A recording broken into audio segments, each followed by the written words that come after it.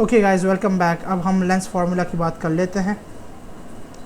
Lens formula की आप इस वाले लेंस फार्मूला, अच्छा ये वाला लेंस फार्मूला आपको बुक में नज़र आया होगा कि 1/p plus minus 1/q equals 1/f। q जो है ये distance of the image, sorry distance of the object from the lens है। आपके पास एक ऑब्जेक्ट अगर एक लेंस अगर है तो उस लेंस से एक ऑब्जेक्ट कितनी डिस्टेंस पे पड़ा हुआ है। ठीक है, ये आपका ऑब्जेक्ट अगर पड़ा हुआ है यहाँ पर, तो इसका और लेंस के बीच में कितना डिस्टेंस है उसको हम रिप्रेजेंट कर रहे हैं p से।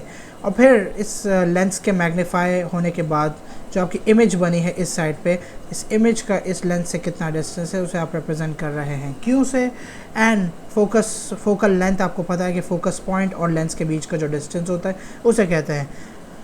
अच्छा, ये प्लस और माइनस कब लगाते हैं? वेल, इस प्लस माइनस से कंफ्यूज होने की बजाय आप इस फार्मूला को याद कर लें कि 1/p plus 1/q equals 1/f।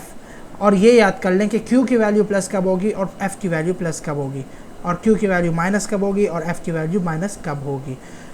f is positive for converging lens, meaning convex lenses जितने भी होते हैं कन्वर्जिंग लेंसेज, उनकी f क्या होती है? पॉजिटिव। ठीक है, कन्वर्जिंग इस टाइप के जो लेंसेज होते हैं जो कि एक फोकस पॉइंट पे लाके कन्वर्ज कर लेते हैं। f is positive for converging mirrors as well.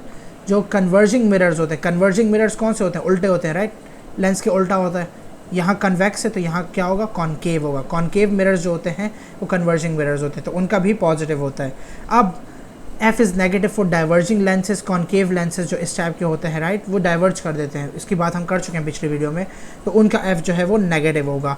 और f is negative for diverging mirrors as well. जो कॉन्वेक्स लेंसेज होते हैं इस टाइप के, राइट, जिनकी पॉलिश अंदर सरफेस होती है और रिफ्लेक्टिंग सरफेस बाहर होती है, वो भी डाइवर्जिंग लेंसेज होते हैं, उनका फोकल पॉइंट भी नेगेटिव होगा।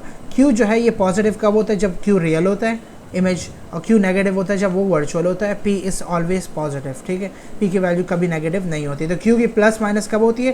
प्लस जब रियल और माइनस जब वर्चुअल हो। f प्लस जब कन्वर्जिंग लेंस और नेगेटिव जब डाइवर्जिंग लेंस, प्लस जब कन्वर्जिंग मिरर, नेगेटिव जब डाइवर्जिंग मिरर। अच्छा, mirror is not a part of the syllabus, ठीक है, तो मिरर को आप इग्नोर भी कर सकते हैं, लेकिन ये इसी तरह से काफ़ी मिलता जुलता है, तो इसे लेंस फार्मूला भी कहते हैं, इसे मिरर फार्मूला भी कहते हैं। ठीक है, तो ये तो फार्मूला को मैंने आपको समझा दिया। अब इसके बाद बात करते हैं मैग्नीफिकेशन की। मैग्नीफिकेशन कैसे कैलकुलेट करेंगे? Magnification means the number of times an image is magnified as compare to the object, और the number of times the image is bigger than the object. ठीक है, तो इसका फार्मूला है q/p, मतलब image size upon object size.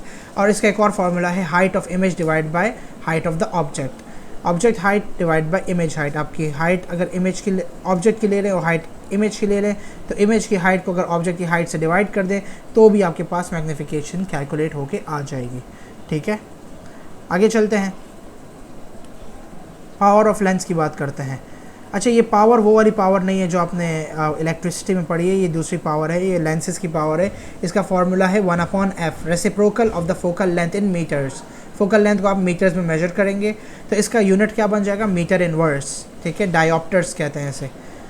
और इसको अगर आप डिफाइन करेंगे तो it is the defined as the reciprocal of the focal length in metres. So power is equal to 1/f in metres.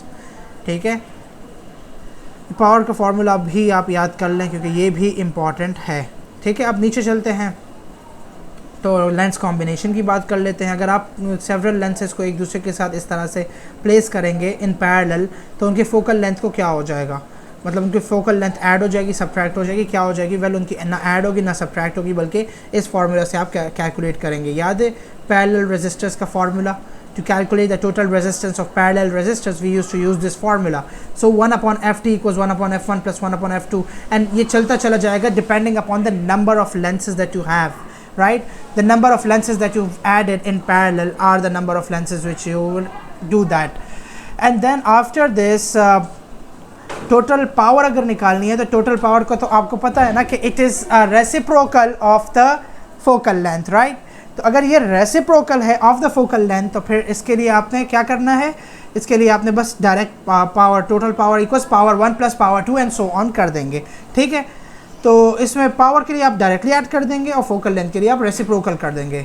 ठीक है, ये जैसे सीरीज रेजिस्टर्स को ऐड करते थे और ये पैरेलल रेजिस्टर्स को ऐड करते थे।